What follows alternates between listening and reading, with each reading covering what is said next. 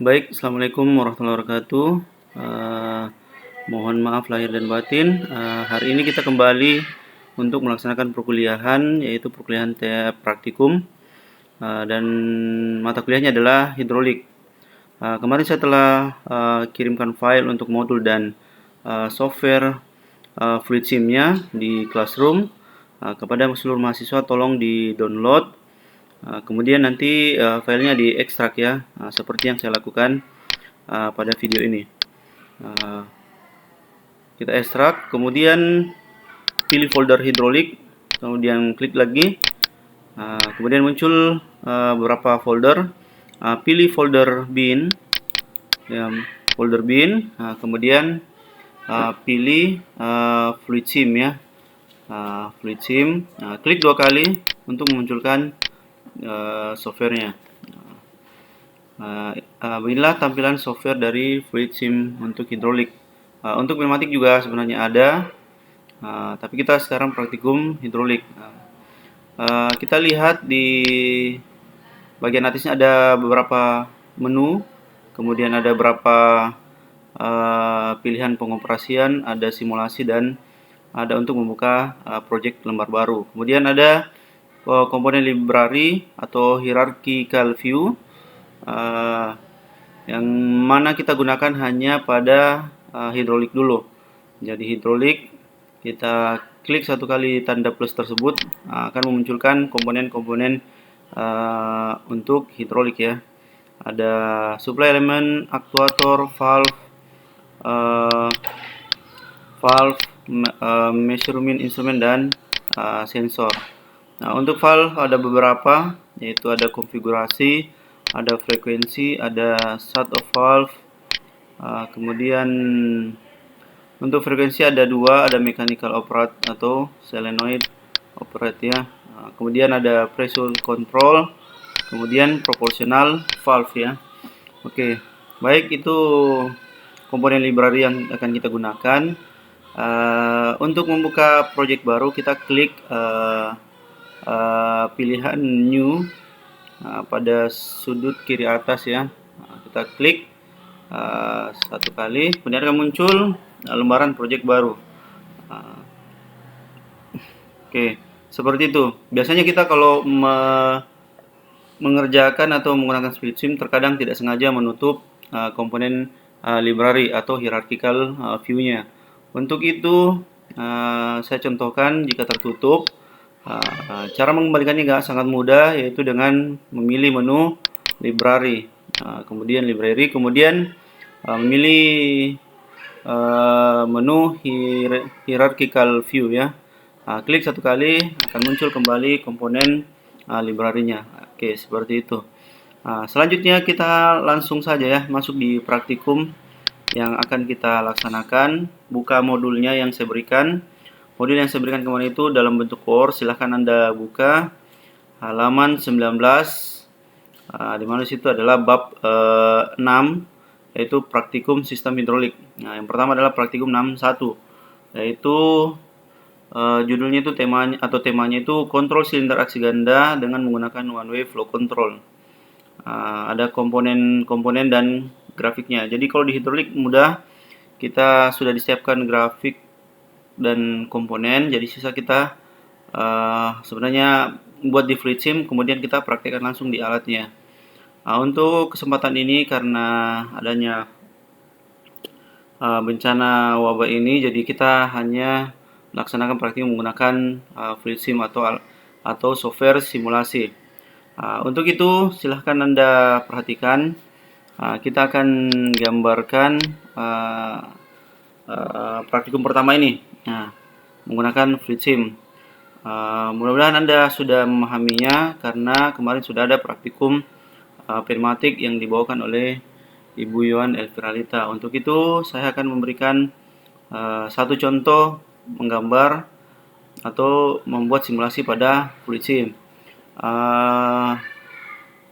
Yang pertama yang harus kita siapkan adalah tentunya komponennya. Tadi sudah tertuliskan di modulnya seluruh komponennya.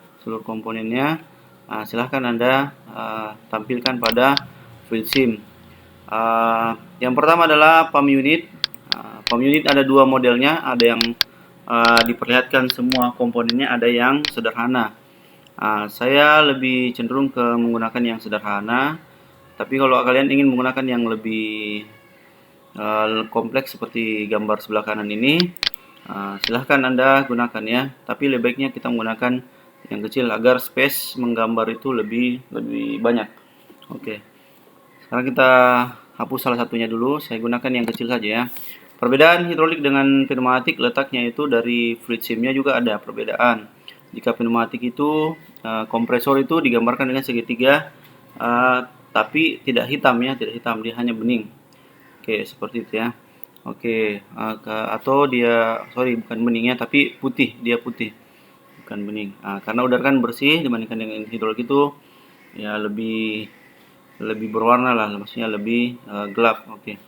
Untuk itu kita siapkan komponennya. Tadi ada komponennya double action cylinder, kemudian katup 4/2,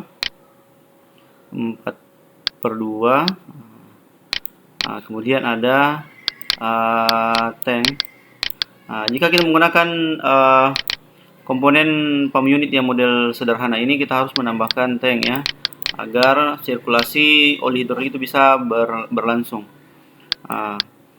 Kemudian kita tutup saja ini yang mechanically operate untuk valve-nya, karena kita harus buat dari awal ya.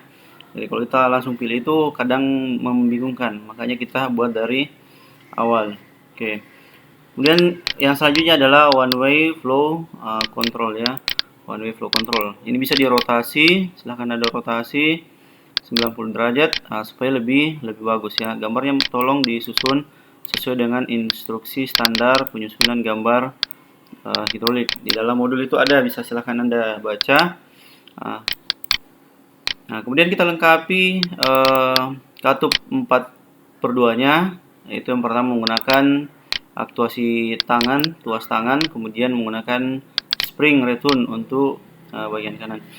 Di konfigurasi Y valve ini, oke, tunggu sebentar ya. Untuk masuk ke konfigurasi Y valve-nya, kita klik 2 kali valve-nya, kemudian akan muncul yang pertama ada left aktuasi, kemudian right aktuasi. Kita atur menggunakan tuas tangan untuk aktuasi sebelah kirinya, kemudian untuk aktuasi sebelah kanannya itu menggunakan pegas. Oke. Kemudian kita rangkai jalur untuk hidroliknya atau hose hidroliknya. Kita klik, hubungkan. Caranya itu muncul titik berwarna hijau, kemudian kita klik, kemudian tahan sampai ke port berikutnya. Seperti ini. Kita hubungkan sesuai dengan gambar yang ada di modulnya. Kemudian B ke belakang port atau inlet silinder, kemudian kemudian B yang selanjutnya itu ke bagian depan silinder. Oke, gambar kita sudah selesai sesuai dengan yang di modul. Jika ada yang menambahkan alat ukur, silahkan tambahkan manometer. Manometer ini bisa ditambahkan, kemudian nanti dipasangkan ya, seperti itu. Kalau saya cukup 2 saja, yaitu manometernya cukup di semuanya di posisi pada saat silinder ini oli itu akan masuk ke dalam silinder, seperti itu. Oke, saya perbesar sedikit ya. Oke, seperti ini gambar yang telah jadi. Tolong buat gambarnya lebih rapi lagi ya. Oke, saya kira itu prosesnya. Untuk prinsip kerjanya, untuk laporan nanti kita play dulu. Seperti ini kalau kita apply ya, atau kita mau simulasi. Prosesnya kita tekan tombolnya, piston akan bergerak maju. Kemudian kalau piston kita lepas, tuasnya kita lepas, maka piston akan bergerak mundur. Prinsip kerja atau analisa proses kerjanya, saya akan berikan sedikit cara ya, yang akan dibuat di laporan untuk semua praktikumnya. Untuk itu dengarkan baik-baik.